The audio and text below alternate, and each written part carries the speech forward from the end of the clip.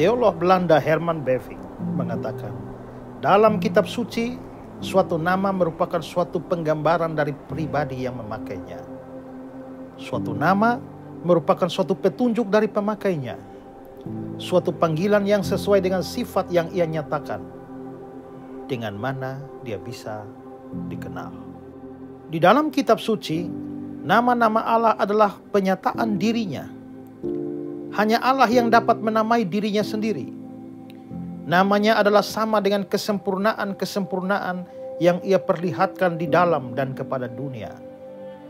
Dia membuat dirinya diketahui oleh umatnya melalui nama-nama dirinya.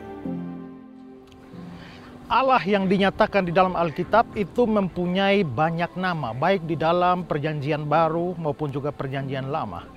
Tapi mengapa sampai Allah menyatakan dirinya dalam begitu banyak nama? Sebenarnya nama-nama itu mengandung pengertian-pengertian yang menyatakan sifat-sifat Allah. Dan karenanya kalau kita memahami nama-nama Allah, maka kita akan memahami sifat-sifatnya. Atau dengan kata lain, jikalau kita ingin memahami sifat-sifat Allah, maka kita perlu mengetahui nama-nama yang dinyatakan kitab suci tentang Allah kepada kita.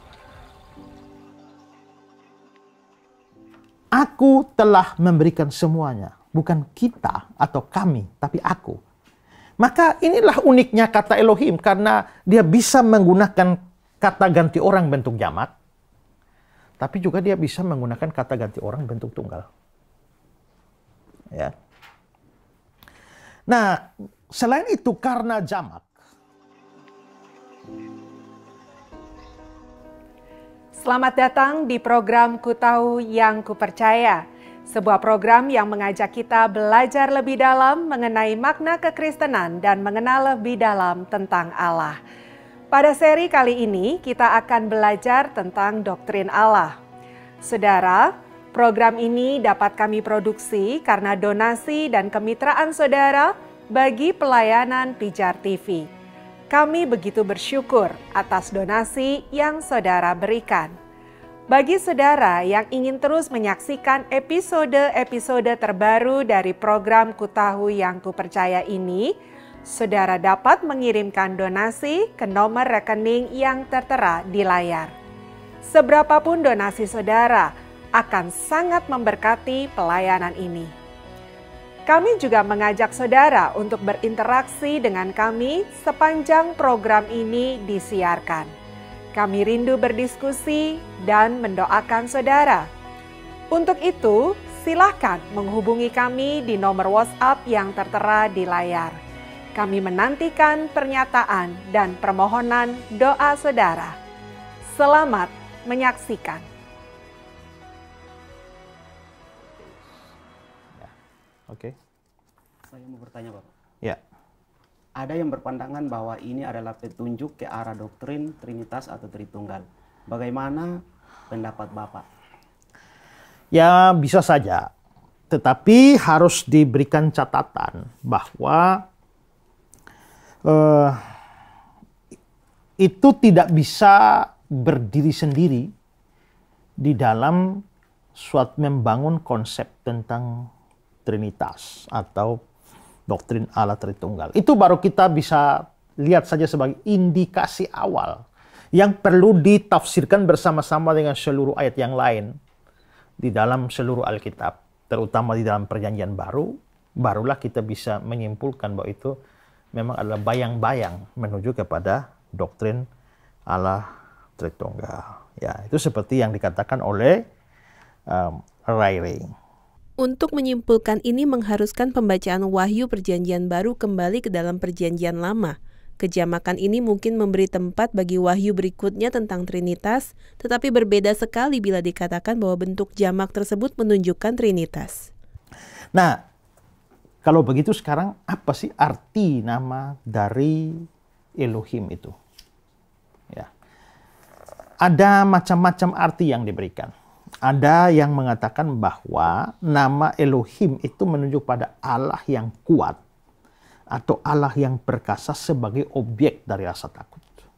Louis Berkhof bilang begini, nama Elohim yang mana bentuk tunggalnya Eloah, mungkin diturunkan dari akar kata yang sama dengan kata El, yaitu dari kata Ibrani ul, atau dari Allah. Dipengaruhi, maksudnya artinya dipengaruhi atau dipukul dengan rasa takut. Dan karena itu menunjuk kepada Allah sebagai seseorang yang kuat dan berkuasa atau perkasa, atau sebagai objek dari rasa takut. Ya. Ada juga yang mengatakan bahwa nama ini menunjuk pada Allah yang mutlak atas ciptaan dan sejarah. Seperti pandangan Insinyur Herlianto dalam bukunya Siapakah yang bernama Allah itu. Nama Elohim menekankan bahwa Allah pencipta adalah Tuhan yang mutlak atas ciptaan dan sejarah. Itulah sebabnya ayat pembuka penciptaan dalam Kejadian 1 ayat 1 menggunakan nama ini. Nah, tadi saya sudah jelaskan bahwa nama El selain dipakai untuk Allah yang sungguh-sungguh, itu ternyata bisa dipakai juga untuk yang bukan sungguh-sungguh Allah. Nah, hal yang sama berlaku juga untuk Elohim. Ada banyak ayat yang menunjukkan bahwa Elohim digunakan tapi tidak merujuk kepada Allah yang sejati. Contohnya, Mazmur 95 ayat 3. Sebab Tuhan adalah Allah yang besar dan Raja yang besar mengatasi segala Allah. Nah, kata segala Allah, itu pasti bukan Allah yang sungguh-sungguh, tapi kata Ibraninya Elohim. Mazmur 96 ayat 4 dan 5. Sebab Tuhan maha besar dan terpuji sangat. Ia lebih dahsyat daripada segala Allah. Sebab segala Allah bangsa-bangsa adalah hampa, tetapi Tuhanlah yang menjadikan langit. Nah, sama. Kata segala Allah di sana, itu Elohim. Yang pasti bukan Allah yang sungguh-sungguh. Lalu di Hakim-Hakim 5 ayat 8. Ketika orang memilih Allah baru, maka terjadilah perang di pintu gerbang. Sesungguhnya perisai ataupun tombak tidak terlihat di antara 40.000 orang di Israel. Nah, ketika orang memilih Allah baru, masa Allah kok ada Allah lama, Allah baru? Ya. Nah, ini kelihatannya itu merujuk kepada penguasa-penguasa atau hakim-hakim tertentu, ya. Nah, maka digunakan kata Elohim. Maka di situ kita bisa lihat Elohim itu tidak selalu merujuk kepada Allah yang sejati. Ya. Oke, sudah dua nama ya. Pertama El, kedua Eloah, Elohim. Yang ketiga ada nama Elyon. Ya. Coba baca Yesaya 14 ayat 14. Aku hendak naik mengatasi ketinggian awan-awan, hendak menyamai yang maha tinggi. Oke, hendak menyamai yang maha tinggi. Kata yang maha tinggi di situ menggunakan kata Ibrani Elyon. Ya. Nah, nama Elyon itu diturunkan dari kata Allah yang artinya naik ke atas atau ditinggikan. Dan itu merujuk kepada seseorang yang tinggi atau seseorang yang ditinggikan. Nah, ini menekankan supremasi, keagungan, kekuasaan dari Allah di atas segala apapun yang ada di alam semesta. Atau dapat dikatakan sebagai ini adalah Allah yang maha tinggi. Ya, Rairi mengatakan begini. Nama ini menekankan kekuatan, kedaulatan, dan supremasi Allah. Ya, karena itulah maka nama Elyon itu artinya Allah yang maha tinggi. Berikut ada nama El Shaddai. Baca Kejadian 17 ayat 1. Ketika Abram berumur 99 tahun, maka Tuhan menampakkan diri kepada Abram dan berfirman kepadanya, Akulah Allah yang maha kuasa. Hiduplah di hadapanku dengan tidak bercela. Akulah Allah yang maha kuasa. Kata Allah yang maha kuasa ini dari bahasa Ibrani El Shaddai. Ya. Nah, kata El Shaddai itu diturunkan dari kata Shaddad yang berarti kuat, yang berarti berkuasa. Karena itulah maka ya El Shaddai itu diartikan Allah yang maha kuasa. El Shaddai, El Shaddai, Allah maha kuasa. Ya, jadi El Shaddai itu artinya Allah yang maha kuasa. Ya, lihat komentar Beving. Nama ini menyatakan Allah kepada kita sebagai yang memiliki semua kuasa dan yang bisa mengalahkan semua oposisi dan membuat segala sesuatu tunduk pada kehendaknya. Ya, itulah El Shaddai. Sekarang nama berikut ini adalah El Gibor. Ya. Coba baca Yesaya 10 ayat 21. Suatu sisa akan kembali, sisa Yakub akan bertobat di hadapan Allah yang perkasa. Oke. Ada kata-kata Allah yang perkasa. Itu bahasa Ibrani-nya adalah El Gibor. Ya, itu El Gibor. Nah, apa artinya El Gibor?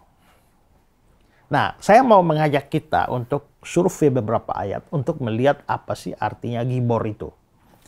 Pertama, coba kita melihat Kejadian 6 ayat 4. Dan perempuan-perempuan itu melahirkan anak bagi mereka. Inilah orang-orang yang gagah perkasa di zaman purbakala, orang-orang yang kenamaan. Nah, kata gagah perkasa di sana itu menggunakan kata Ibrani Gibor. Berarti Gibor artinya gagah perkasa. Lalu Pengkhotbah 9 ayat 11. Lagi aku melihat di bawah matahari bahwa kemenangan perlombaan bukan untuk yang cepat dan keunggulan perjuangan bukan untuk yang kuat. Nah, kata kuat di sana itu dari bahasa Ibrani Gibor. Berarti Gibor itu bisa berarti kuat. Lalu 1 Tawarik 1 ayat 10. Kush memperanakan Nimrod. Dialah orang yang mula-mula sekali berkuasa di bumi. Kata berkuasa di sana dari kata Ibrani Gibor. Berarti Gibor berarti berkuasa. Lalu Yesaya 5 ayat 22. Celakalah mereka yang menjadi jago minum dan juara dalam mencampur minuman keras. Nah, kata jago di sana juga dari kata Ibrani Gibor. Jadi Gibor itu gagah perkasa, kuat, berkuasa, jago. Dan kadang-kadang kata Gibor itu juga merujuk kepada orang yang kaya raya. Kalau dia kaya raya itu disebut Gibor. Coba Rut 2 ayat 1. Baca. Naomi itu mempunyai seorang sanak dari pihak suaminya, seorang yang kaya raya. Ya, seorang yang kaya raya. Seorang yang Gibor. Berarti Gibor itu kaya raya. Coba satu lagi. 1 Samuel 9 ayat 1. Ada seorang dari daerah Benyamin, namanya Kis bin Abiel, bin Zeror, bin Bekorat, bin Afia, seorang suku Benyamin, seorang yang berada. Nah, seorang yang berada. Kata berada ini dari Gibor. Ya, jadi maksudnya berada ini ya kita bilang wah dia jadi orang berada. Itu sebuah istilah, artinya orang kaya. Ya, jadi saking kayanya, saking kuatnya, lalu dia menjadi orang yang berkuasa. Nah, dalam penggunaan selanjutnya, pahlawan-pahlawan yang hebat di dalam peperangan, yang menaklukkan musuh-musuh, dan keluar sebagai juara, itu juga disebut sebagai Gibor. Misalnya Yosua 10 ayat 2. Maka sangat takutlah orang, sebab Gibeon itu kota yang besar, seperti salah satu kota kerajaan, bahkan lebih besar dari Ai, dan semua orangnya adalah pahlawan. Nah, kata pahlawan di akhir ayat itu bahasa Ibrani-nya Gibor. 1 Samuel 2 ayat 4. Busur pada pahlawan telah patah, tetapi orang-orang yang terhuyung-huyung pinggangnya berikatkan kekuatan. Ya, pahlawan itu Gibor. Sama juga dengan 1 Samuel 17 ayat yang ke-51, kata pahlawan di sana itu dari kata Gibor. Nah, kata pahlawan Gibor dalam 1 Samuel 17 ayat 5 itu di dalam terjemahan King James itu diterjemahkan sebagai champion, ya, juara. Ya. Nah, dari semua survei ini, maka kita bisa menyimpulkan bahwa kata Gibor itu arti apa? Itu artinya orang yang gagah perkasa, orang yang kuat, orang yang jago, orang yang berkuasa, karenanya dia menjadi pahlawan yang menaklukkan musuh-musuhnya, dan dia keluar sebagai juara. Itu artinya Gibor. Nah, sekarang kata Gibor ini, itu dihubungkan dengan El. yang adalah Allah. Menjadi El Gibor. Karena dia menjadi El Gibor, maka itu artinya, El Gibor itu artinya Allah yang kuat, Allah yang berkuasa, Allah sebagai pahlawan yang menaklukkan segala musuh-musuhnya. Ya, maka Allah sebagai pahlawan. Coba baca Sefanya 3:17. Tuhan Allahmu ada di antaramu sebagai pahlawan yang memberi kemenangan. Ya, Tuhan Allahmu ada di antaramu sebagai pahlawan, sebagai gibor. Mazmur 24 ayat 8. Siapakah itu Raja kemuliaan? Tuhan jaya dan perkasa. Tuhan perkasa dalam peperangan. Ya, kata perkasa di sana itu pakai gibor. Makanya Adam Clark berkata, El Gibor, Allah yang menang dan menaklukkan. Ya, atau ya kita menyebutnya sebagai Allah yang perkasa. Ya. Oke, nama berikutnya adalah Adonai. Coba baca Kejadian 15 ayat 2. Abram menjawab, "Ya Tuhan Allah, apakah yang akan Engkau berikan kepadaku? Karena aku akan meninggal dengan tidak mempunyai anak, dan yang akan mewarisi rumahku ialah Eliezer, orang Damsyik itu." Oke, jadi ada kata-kata ya Tuhan Allah. Itu Adonai. Nah, kata Adonai ini diturunkan dari kata Adan yang berarti menghakimi, memerintah. Karena itulah maka Adan atau Adonai itu menunjuk kepada Allah sebagai penguasa di mana segala sesuatu tunduk dan menjadi pelayannya. Ya. Mengenal Allah dengan nama pribadinya adalah salah satu hak istimewa bagi para pengikut Kristus. Kata Allah ditemukan di seluruh Alkitab. Namun Allah mengungkapkan dirinya secara lebih pribadi melalui nama-nama yang digunakannya. Nama-nama ini menolong kita ketika kita berseru kepadanya dalam doa. Ketika kita berdoa dan menyapa Allah dengan menggunakan nama-nama ini, kita mengakui kedaulatan, belas kasihan, kasih, dan sifat-sifatnya yang lain yang penting bagi iman kita.